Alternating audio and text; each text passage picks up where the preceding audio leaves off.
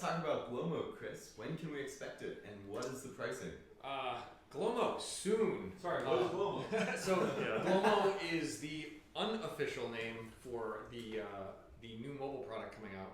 It's just called X-Plane Mobile now. It's not going to be Mobile 10 or 11 or 12 or anything like that. There's really no reason to have numbers because it's just X-Plane Mobile.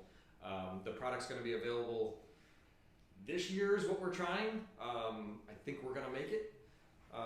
It's basically global flight included with X-Plane. The entire world is there, 36,000 some odd airports, the entire world for scenery. What's really cool is that we're using the same gateway airports that we have available thanks to our community for desktop. Which is how many airports? I lose track every day. It's like more. There's like it's over 7,000, 14,000, 14,000. Okay, 15,000 airports. Tell you the exact. It's 1 million airports. See, here's the interesting thing, though, Chris, and let me just interrupt you for 1 second. You can sit there and say 36,000 square degrees of scenery and 14,000 airports on the iPhone, and those are all interesting numbers. Yeah. But to me, what's more interesting than that is the fact that you are making the mobile product converge to the desktop. Right. You already took my flight model from desktop and put it onto mobile. Yep. That means a flight model that is good enough for airline pilots to train is on a freaking phone right now. Right. And so for what to me is a lot more exciting than just those few numbers you listed is the fact that mobile and desktop are converging. They have converged in flight model. Now they are converging. Actually, Right mobile is ahead of desktop because mobile is using the Austin experimental flight. Oh, you have the experimental flight model on. Okay, so great. mobile is actually an inch ahead of desktop. An inch ahead of desktop, unless you check the experimental flight model version of the desktop, and they're the same. So we've gotten the flight model over to mobile. Bang, converged. Yep. Scenery, boom, you're converging it right now. And you've got some other features I don't know if you want to talk about yet that you're also taking from desktop in the near future to move into mobile. And the future is now starting to become very clear where you will enter a flight simulation world on a desktop computer or a phone. It will make no difference. You're going to immerse yourself in a world of aviation. It's to be the same simulator. It's good enough to do that kind of thing. Yeah. And just this might be a little bit premature for me to announce, but the Air Force is seriously looking, this is not a signed deal yet, the Air Force is seriously looking at getting all of their pilots flying T6 Texans and T-38s in X-Plane on the iPad in the near future. And when we've got Air Force pilots learning how to fly on the iPad before they start flying the real airplanes, it's pretty clear we're not taking the iPad lightly. I mean, it's a core. It's not a huge part of our revenue right now. If you look at our revenue, the iPad's not huge. But as the convergence happens, it's going to become significant as the iPad just becomes an incredible asset to flight simulation. We're currently in beta test on iOS and on Android. iOS is wrapping up beta. It's stabilizing quickly. There's a couple other things we want to get in and test, but for the most part, we're there.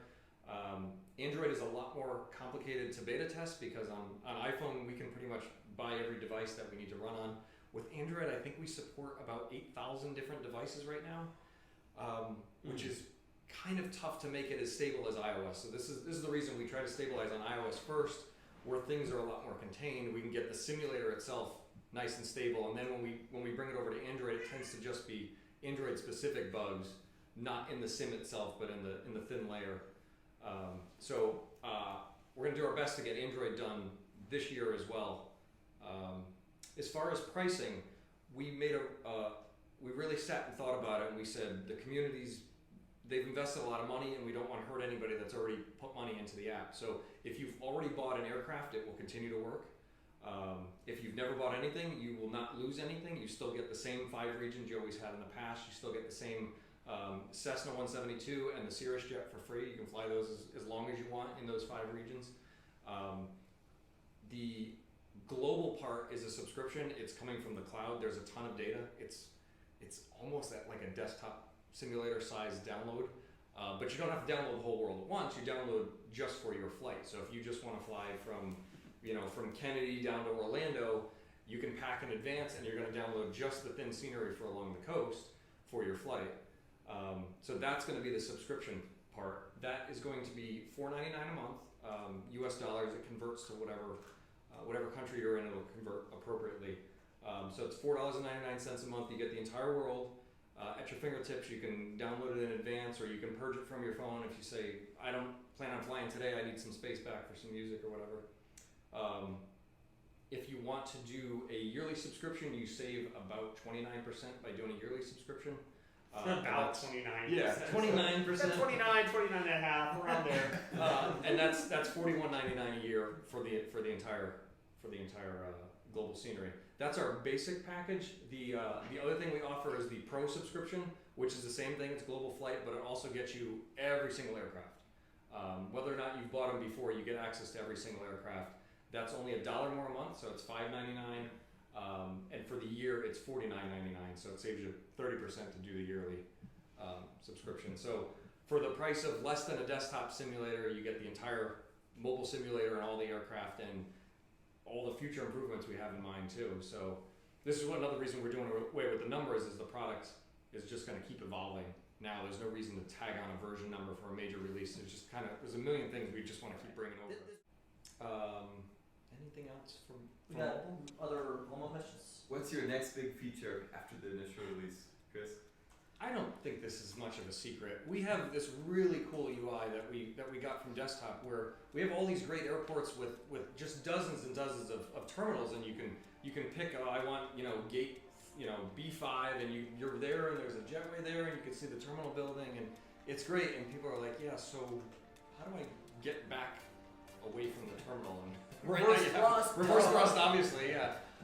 But we have these awesome pushback trucks on desktop, so I'd like to bring the pushback trucks over too, so you can do a pushback from your terminal, start your flight there. I think that would be a really cool feature to